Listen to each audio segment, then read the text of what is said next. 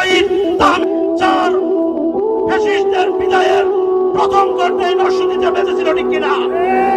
আমরা দেখেছিলাম নরসিংদীর মানুষ 16 জুলাই, 17 জুলাই, 18 জুলাই, 19 জুলাই তারা ভোট পেতে দিয়েছিল। তারা বলেছিল এই বাংলাদেশ মানবতার বাংলাদেশ, ঠিক কিনা? কিন্তু দুঃখ এবং পরিতাপের বিষয় আমরা দেখতে পেয়েছি যারা জুলাই অভ্যুত্থানে সবচেয়ে বেশি ভূমিকা পালন করেছে, ছাত্রদের বাইরে থেকে সামনে থেকে ছাত্রদের অভিভাবকের দায়িত্ব পালন করেছেন অঙ্গনগমক পুলিশের চরমরাই ওনার নেতৃত্বে 19 জুলাই মাইজুর সরকার উত্তর গেটে হেলিকপ্টার থেকে যেভাবে এক পরিবর্তন করেছিল, আমরা স্পষ্ট করে বলেছিলাম আমরা মাঠ ছাড়বো না, ঠিক কিনা? আমাদের নেতাকর্মীরা মাঠ ছাড়বে না।